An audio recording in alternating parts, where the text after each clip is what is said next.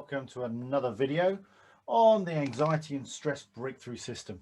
Now today we're going to be talking about the importance of planning and why it's essential in our lives to plan and get things done the way we need to get things done. Now, first of all, before we get into the planning and why we need to plan, I'm just going to talk about the 6 essential needs, human needs that we have. Now, excuse me if I refer to notes because there's a lot to remember here.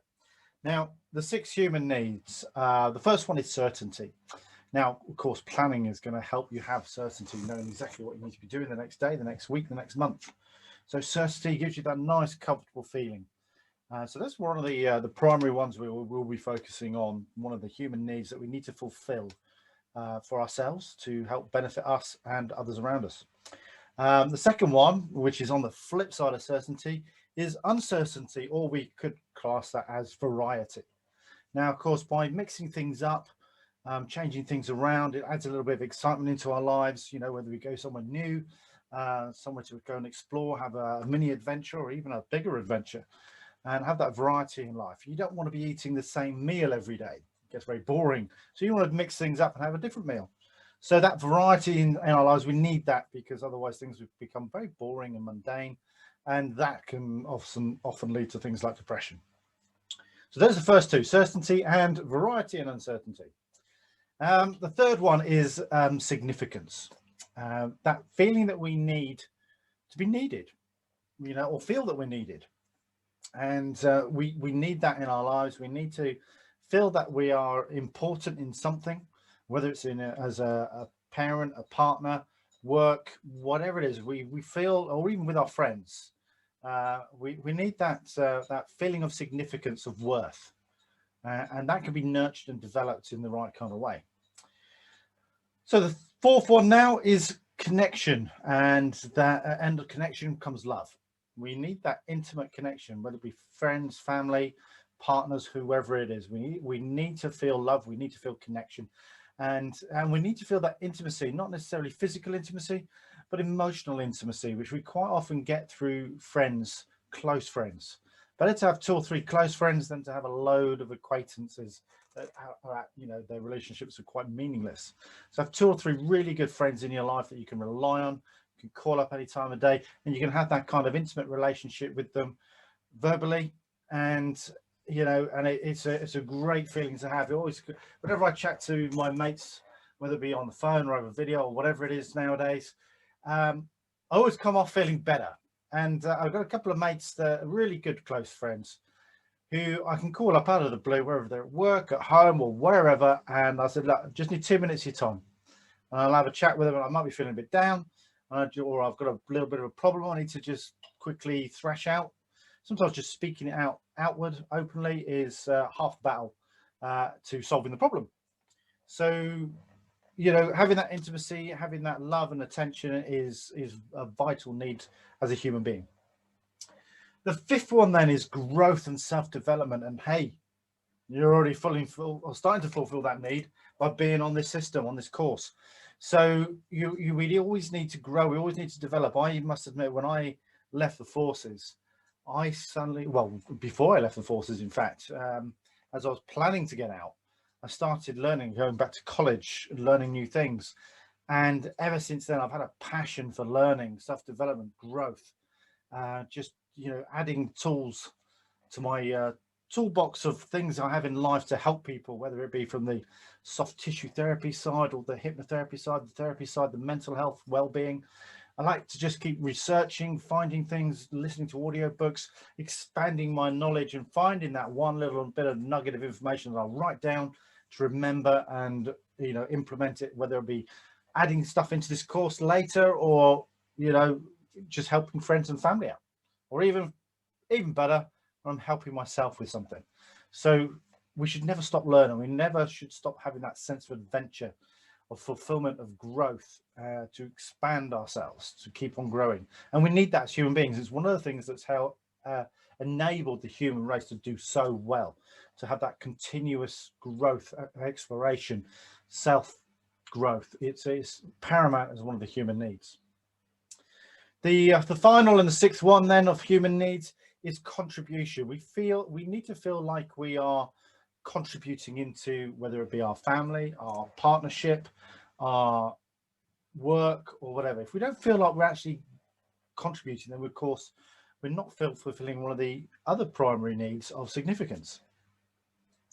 So contribution, we want to feel like we can give and serve others, and that's a natural thing. And now whenever you do something nice for someone, whether it just be because it's your job or whether it's because you're just a nice person, you can walk away feeling good about yourself. You feel that that you've contributed to someone's life, to help make someone's life better. It's one of the things that drives me to doing what I like to do.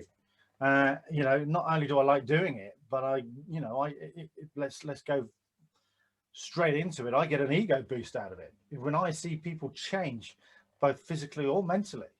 I get an ego boost, which fulfills a nice dopamine rush, and I feel great. I feel good about myself, and there's nothing wrong with that. And when you do something for a friend and you give them a gift, or you help them for a day moving house, or whatever it is, you come away, you go home at the end of the night and you feel like you've done something nice for someone, and it feels good inside. And it might be a little bit selfish, but it's perfectly normal, perfectly natural, and it's a lovely thing to do. Because if everyone was like that, everyone was getting a nice dopamine rush from helping each other, the world would be such a better place. And there'd be less anxiety and stress in the world because everyone would be nice to each other. It'd be great.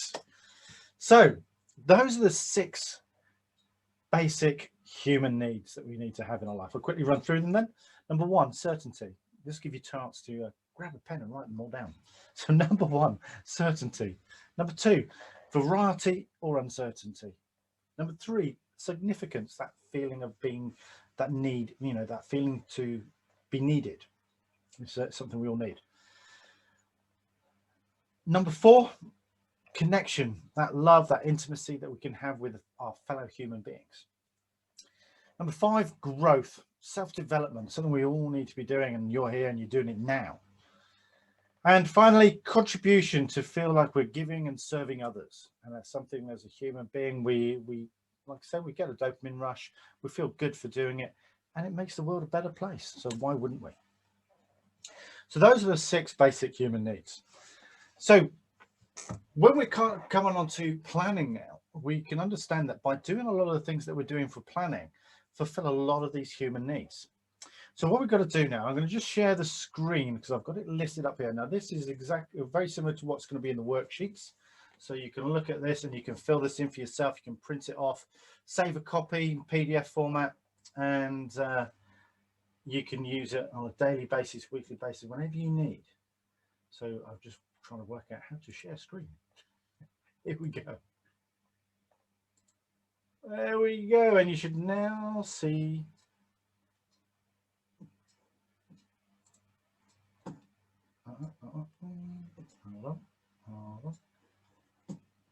Okay, so you should now see the worksheet that we've got here. So what we're going to do now, I'm going to take you through these 7 things on this list. And these are things that I'd like you to try and start implementing on a daily basis. Daily actions. And taking action is a big part of what we're doing here with trying to reduce and get rid of our anxiety and stress. So for 2 or 3 minutes every morning, what I'd like to do is just write down, note down in your phone, whatever it is, things that you're grateful for. And it can literally be 2 minutes. It doesn't have to be a long-winded essay or anything like that.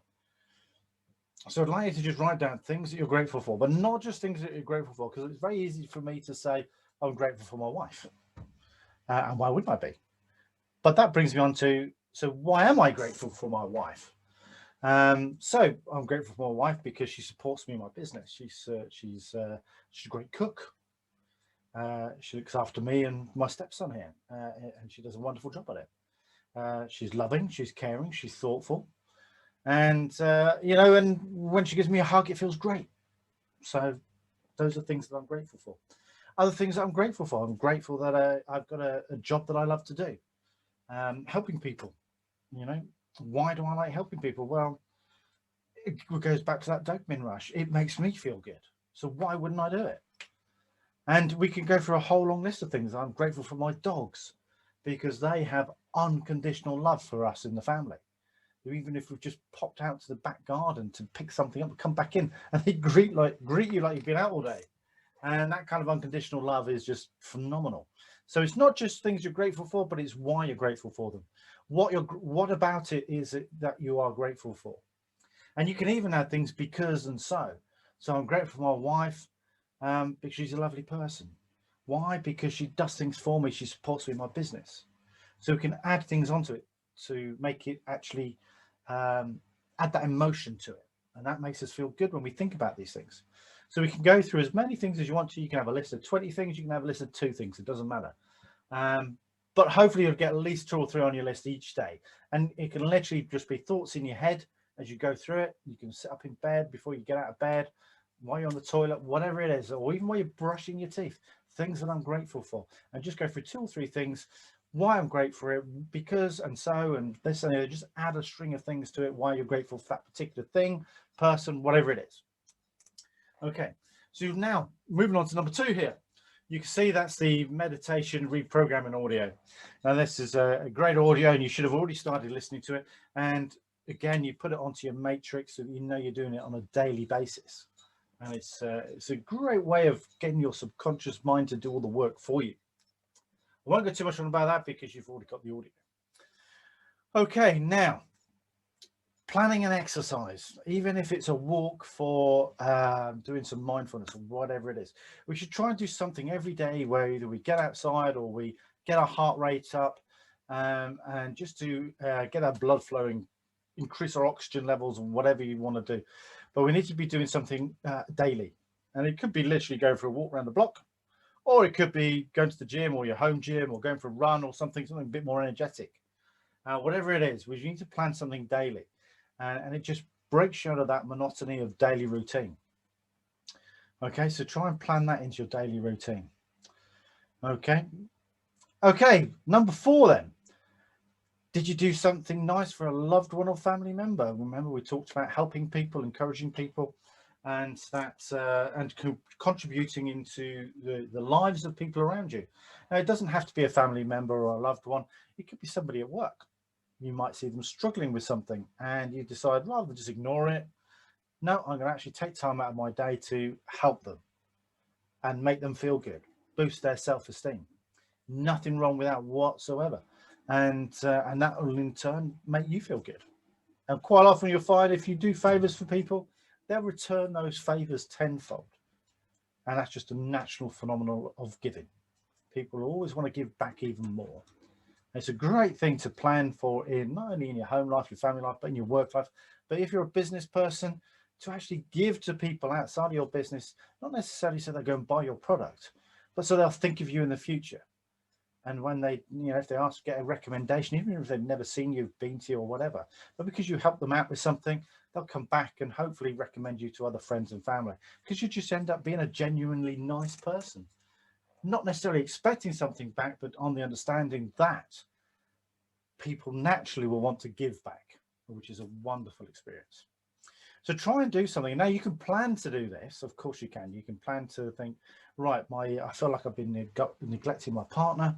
I'm going to plan to do something tomorrow for them just to make them feel a little bit special, because I've seen they've been a bit down in the dumps recently. It could be for one of your children. It could be something that you don't plan at all, but you go throughout the whole day looking to help people around you, to boost them, to make them feel better. Just giving them a nice compliment sometimes can just make someone change someone's whole day. Smiling all day, giving a smile to someone is a wonderful experience, and hopefully when you smile to someone, it's contagious and it passes on to the next person, and if only that was the only pandemic in the world would be a smiley, happy place. Okay, so number 5 then, have you planned for tomorrow? Okay, now it literally takes 2 or 3 minutes at the end of the day or at some point during the day, after dinner, when you're sitting down just digesting your food, having a cup of tea, whatever it is, just to take a few minutes out and plan what you're going to do tomorrow. Now, you might think that planning is a waste of time. You might feel like you've tried all this before, but this is quite a simple sheet. It's quite a simple. We're not asking you to do hundreds of things. Just asking you to do a few things. A lot of these things you'll end up doing as part of your daily routine anyway. but it just maybe like focusing on like what you're grateful for while brushing your teeth. You know, two things at once. Most of us can brush our teeth and think about things to do during the day. So, you know, it's a nice, easy way to implement things. And I'm trying, hopefully giving you ideas that you can implement simply and easily. And by having it written down and you check in each day what you've got to do, you can then implement it flawlessly throughout your day. So, have you planned for tomorrow? Now, if you want to lose weight, for example, every weight loss program, every weight reduction program, Weight Watchers or Slimming World or whatever fad diet you've seen lately, they always talk about planning your meals.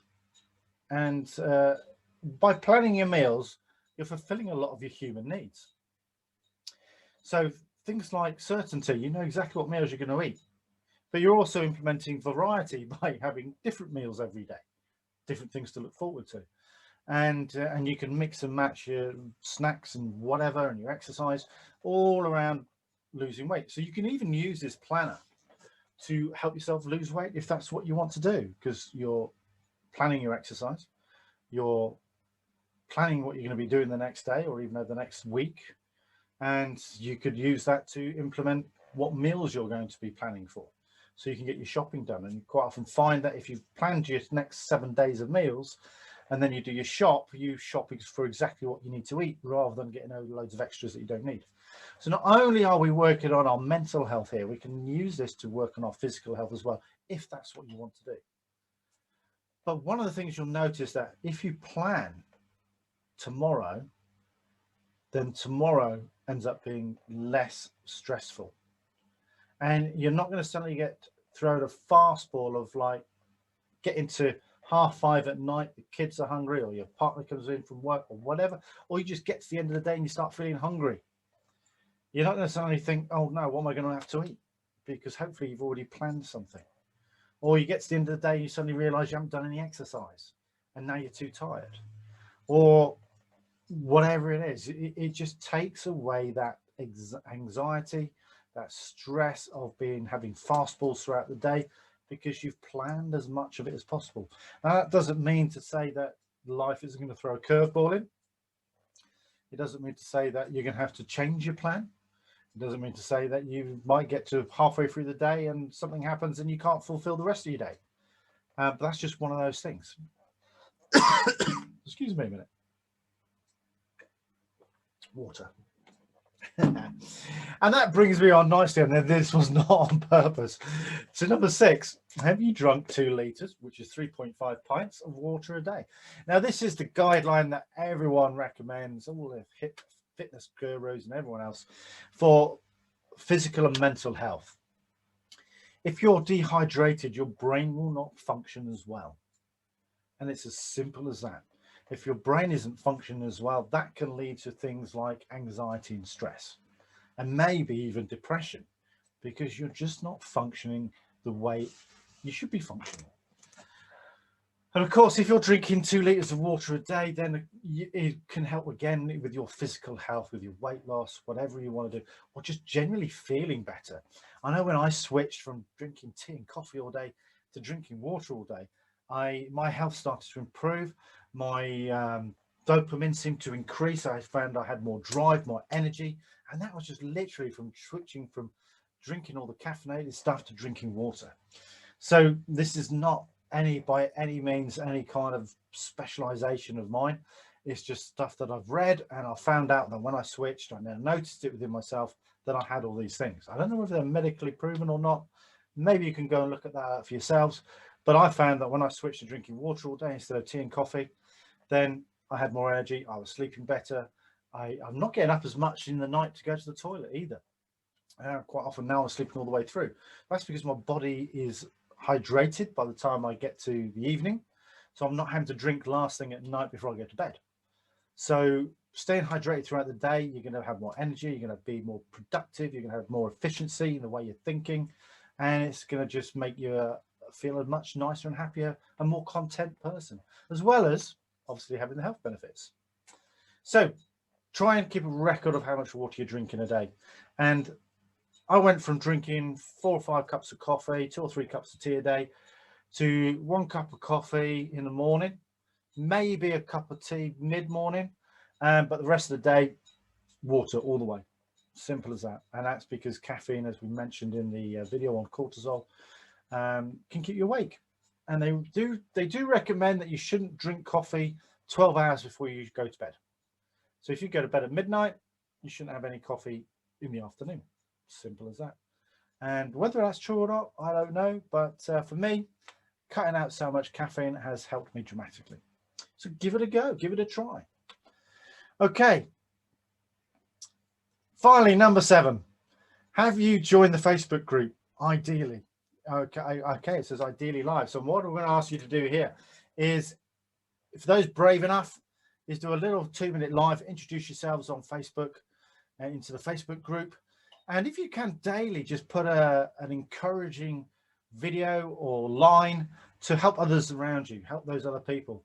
Just a quick video, quick live, or quick couple of lines of encouragement, things that have gone well for yourself in that day, the changes maybe you've been noticing, whatever it is. Share the positivity and love, preferably live if you can do it, but don't worry if you don't. But it's always nice when you see someone face to face with that authenticity that you get from doing a Facebook live on your phone. Tag it straight into the group, or you can record it and then share it to the group. It's entirely up to you. But it's a great way of just sharing positivity on a daily basis within the group, and it keeps the group evolving. It keeps everyone motivated, and it helps uplift everyone's spirits. So please do join in on that, and the link will be in the notes as well if you haven't joined already. Okay, on a daily basis then, and on the matrix that's going to be in the system as well, you can mark yourself out as 7. Okay. And you can see it on the matrix. If you're hitting a 7 and you've achieved all those things today, then you're going to have a nice 7 on the matrix. But what you've got to look at, and this is as you follow the matrix through on a daily basis, is if you're always around the 2 and 3s because you're not doing all 7 things, then you're going to ask yourself, why aren't you being 100% committed into your own well-being? Why aren't you 100% committed into your own self-development? Something, as we know, one of the human needs. And that investment into yourself, and then you can see that list of 7 things, none of it's particularly time consuming. And if you feel like some of it is time consuming, then planning is going to help you find that time in your day, that time when you're not running around like a headless chicken stressing yourself out. That would be the time when you can look at your plan and go, right, this is what I'm going to do next, this is what I need to do today, put it all in a timer. And as we can see on my daily planner example, and you can change the days, you can print the sheet off and put in numbers, whatever suits your timetable, because of course there are people out there, and you may be one of them that works shift patterns. So your day might start at 3 o'clock in the afternoon, but it's not set in stone. The document is editable. So, and if you can't, for whatever reason, work it, drop me an email and I'll send you a blank copy, so you can use it for yourself. And you can add as much detail into this as you want to. So as you can see on my nice little planner here, my alarm goes off at 6:30. There you go. Normally I'm up before my alarm goes off, but that's because I'm an early person. And I might decide to get straight in the shower, take the dogs for a walk, get the kids to school, get the kids up, whatever it is. And you can work through this. And as you can see, some of my things I've also planned in what I'm going to be eating that day. And even notes to drink more water. So if I'm going to exercise and then shower, I quite often make sure that during exercise I've got a bottle of water on the go, and then after my exercise I'll have a big glass of water, not to drink all at once, but as I'm getting ready, as I'm getting showered, as I'm getting changed, as I'm getting dressed again, I've got this glass of water. So by the time I finished having my shower and got dressed, I've drunk another pint of water. And it's a great way to, especially in the morning, to hydrate yourself and really have your brain functioning to be on top form throughout the day. And I always put in the time when I'm going to do my meditation. Now, the best time to meditate, of course, is morning and last thing at night. First thing in the morning will get you set up for the day. Last thing at night, it'll help your subconscious do all that stuff while you're asleep. But if you haven't got a lot of time, or you find that once a day is enough for you, or whatever it is, for whatever reason, you can put it in any time of the day. Now, for me, I like to do it after lunch. It's when I feel a little bit relaxed. I want to digest the food, quite often feel a little bit sleepy. But of course, if you're at work, you can't always do that. But put it in, try and do it twice a day if you can, morning and evening, but at least put it in once a day where you can just chill out for half an hour with no interruptions. I always put it on my phone. I put it into flight mode, but I put the Bluetooth on because I like to put it on my Bluetooth headphones. And that allows me just to shut off from the world for half an hour and chill and allow my brain the chance to relax, revitalize, and reprogram. And quite often I find that problems that I've had before I've meditated disappear by the time I've finished. And it's not necessarily that the problem's gone away, but the solution's presented itself. So really do take action with that meditation. It really is a vital part of daily living nowadays, especially with the stress of social media and TV and everything else that seems to get bombarded into our brains. Okay, so you can go through the whole day, and there's no point me showing you my plan. The example is in the worksheets, but you can see there's plenty of things you can put in there. 8:30 at night, doing the Facebook Live, and just hopefully gives people some words of encouragement. And I can also have a quick look on Facebook to see what other people have put. That will give me encouragement. And always at the end of the night, whether I've managed to talk to my wife all day or not through work, is we always have a chat before she goes to bed. She usually goes to bed a little bit earlier than me. So we always have a chat, and we've got anything we need to discuss, talk through. We've always got that chance to, at that point of the day, to communicate. Sometimes we just like to just sit and chill and watch a bit of TV because we've got nothing necessarily that needs to be talked about, which is nice too, just to be in each other's company. So do take time out to have time for your loved ones and your family and your partners, if you know, whatever relationships you're in, and designate that time for them so that you're not conflicting it with something else. And that, if you're conflicted, for example, if I'm the time that I should be talking to my wife, I'm on social media, I'm neglecting her needs, some of her basic human needs, and that's not good for her. And eventually that's going to come around and bite me in the ass. So do make sure you do make time for people.